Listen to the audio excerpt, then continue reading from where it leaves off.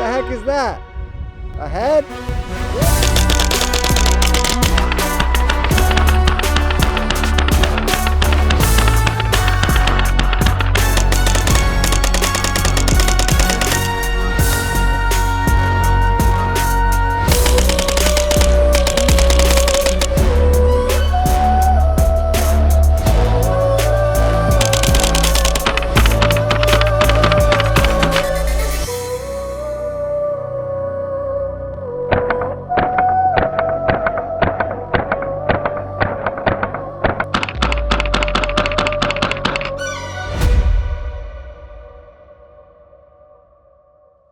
What is up, guys? Thank you so much for being here. So today we're talking about my Ruger 1022 and how I've got it set up and what makes it special. And so if you've got a Ruger 1022 or you're putting one together soon, hopefully this video will give you some inspiration or ideas. All right, the part on this 1022 that makes it special, I'm gonna save to the end, and we'll talk about the other upgrades first, like the paint job and the stock, and we'll start off with this red dot right here. So this is the Vortex Spark 2, and they have a few different versions of it. One of them has a solar panel, and they've got another one where the body is just shaped differently. I think this was the original. And so because of that, you can find these for a really good price. I was just checking Amazon, and it looks like you can get this for about 130 bucks, which I think is a great deal for a solid, high-grade aluminum red dot, because, I mean, it does the job. We're not talking about like your go-to AR. We're talking about a fun 1022, and so it comes with lens caps, comes with 10 different brightness settings, just 2 buttons, make it super simple. Comes with a mount, but it has adapters so you can actually use it at 3 different heights, so that way you can kind of set it up for what fits you. And it's reliable and gets the job done, which is obviously most important. I think I've had this thing for probably 6 or 7 years and I've never had an issue. So it's just a complete little package. It comes with everything that you need for 130 bucks. I mean, it doesn't get much better. Now you're probably curious about the stock, and the paint job, by the way, was just me spray painting, trying out some different things. And originally what I was trying to do totally kind of failed, at least in my opinion. I didn't think it looked good. And so I kind of just covered it up with something that looked a little bit more chaotic, but actually works as camo. I thought it was pretty good for just a spray paint job, but you guys tell me what you think. If you think it sucks, let me know in the comments down below. It's all good. Now as for the stock itself, this is from a brand called Timecodes. So if you were to search on Google like Timecodes Ruger 1022 stock, you should be able to find it for sale somewhere, but they're a little bit hard to find nowadays. But I honestly really like it. I got this back in like 2011, I believe, so I've had it for quite a while. And the reason I like this so much is, I mean, obviously Magpul makes some really good stocks. They've got the Hunter stock and then the Backpacker, which I've got for my 1022 Takedown, which is a really cool setup. If you haven't seen that video, definitely check that out as well. But this is cool because it's a little bit more tactical. And for this build, I was just looking for something that had a pistol grip, had an adjustable stock, something that just gave it a little bit more tactical of a look, I guess you could say. Because my other Ruger 1022, that one's set up more for like survival and backpacking, super ultra lightweight. And so it's got a completely different vibe than this guy. And this guy's just set up as my fun gun that can just kind of let rounds rip down range. But yeah, the stock is really solid. You've got a whole rail on the top here if you did want to put like a light or something. Includes a few different spots to be able to mount a sling. And so I ended up just kind of wrapping it through the hole there. But they also have this part on the bottom that you can put it on if you like that style instead. They've got this loop as well if you wanted to use that, but I just ended up putting a little Magpul adapter on the bottom here. And like I mentioned, the stock is adjustable. You've got 6 different positions, so that's nice. Oh, and like a lot of pistol grips, you do have a little secret pocket on the bottom.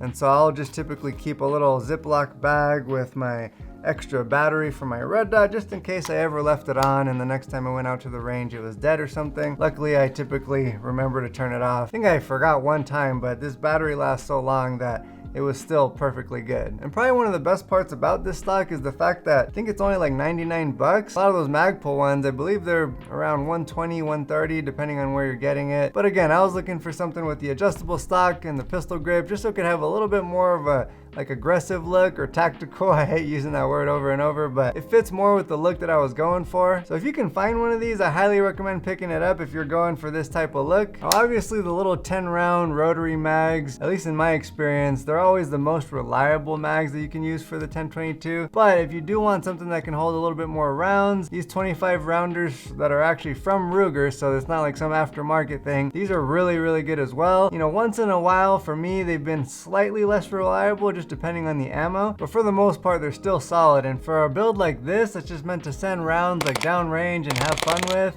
these are a must. Now this is the third option that I really like, and obviously I painted this when I painted the whole thing so that way it would match. But these are from Butler Creek, and the reason I like them is because they do only hold 10 rounds like the flush fitting rotary mags from Ruger. So you're probably wondering, well, if it only holds 10 rounds, then why don't I just use the box mag from Ruger because it sits flush? Again, for this type of build, I'm having fun with it. I want it to look cool as well. So the fact that it does stick out a little adds to the look. And even though it doesn't look quite as cool as the long one, it still looks better than the flush fitting mag. It also gives you something to grab onto if you need to pull it out quick for whatever reason. It's maybe a little jammed up in there. Or if you're shooting really cheap 1022 ammo, which isn't that uncommon, then, you know, once in a while you might get a double feed or something. And so this still gives you something to grab onto to just easily pull it out. Now, as for what makes this build special, that's the trigger from Franklin Armory. It's the binary trigger, so it has 3 positions. Now, it's not an FRT, and so if you want to go fast, you do have to still constantly pull the trigger, and the faster you pull it, the faster it goes. But what's nice is you've got the safety position, the semi position, and then you've got the binary position where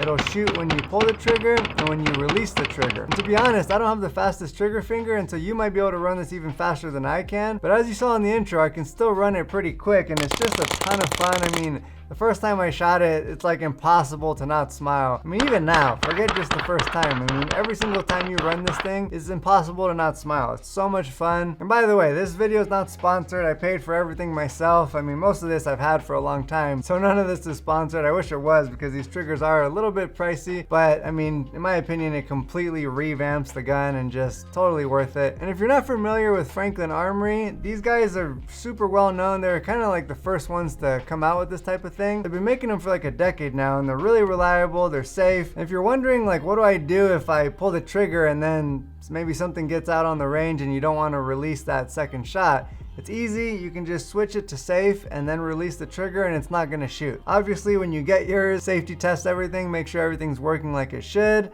And, you know, mine, like all the ones I've seen online, it works great, no issues whatsoever. So if you own a Ruger 1022, you're putting one together, I highly recommend getting one of these triggers if you just want to have like the best time ever with a 1022. I just think that it's honestly like the best platform to have a trigger like this, because, I mean, for one, with 22, you don't have that much recoil, and so you can really kind of push it and go fast without just going all over the place. You just have good control over it because it's 22. Plus, unless you're balling out and have tons of money to burn, I mean, you don't want to be burning through 5.56 or something else. I mean, you can, but again, 22, it's the cheapest thing you can pretty much buy out there. In general, I just love 22s. I mean, I've got obviously a really cool AR build. If you haven't seen that video, definitely go check it out. I've got my cool, you know, 9mm handguns and my PCC and all that. But if you want to see some cool 22s, definitely check out some of the videos I've posted. I recently posted one that is about my tactical 22 duo, which doesn't include this actually. And of course, I've got a deep dive on my FN 502, which is like a complete review of it. And then that really lightweight backpacking Tactical Solutions 1022 that I was telling you guys about. That one's probably my best one, definitely the most expensive. But with all that being said, I just want to thank you guys so much for watching till the end of the video. I really appreciate it. If you got anything out of it or just enjoyed it, definitely hit the like button. It's a super simple thing, takes about 1 second, but makes a big difference for my channel, so I would appreciate that as well. And again, if you like this kind of content, any kind of gun reviews, some EDC, backpack stuff, definitely subscribe. I've got a decent amount of videos on my channel, and I'll be putting out a bunch more in the future. And also, if you just have any questions or comments about anything, let me know in the comments down below. But just thank you so much again for watching, and I'll catch you in the next video.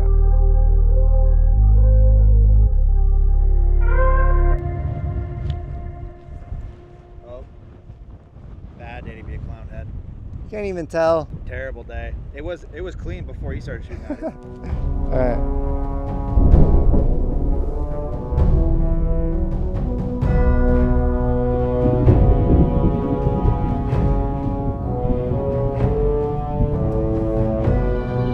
Alright guys, if you checked out my last video, the one with the OD green M&P Spec Series pistol, that was all set up, it was really cool. But if you watched till the end, then you saw my little 1 or 2 minute vlog where I was escaping the fires in the desert, because I went out there to shoot video and there were some fires going on kind of in the distance, but before I knew it, they were getting really big. So I made a little video at the end trying to escape those fires, but I couldn't help but make this little follow-up video because all those fires really changed the landscape out here and made everything super black and dreary. and just reminded me of like Mount Doom and the Valley of Mordor from Lord of the Rings. Yes, I'm a super Lord of the Rings nerd, and I couldn't help but make this little video carrying my precious up to Mount Doom. So I had to have a little fun with that. I hope you guys enjoyed it, and I'll catch you guys in the next one.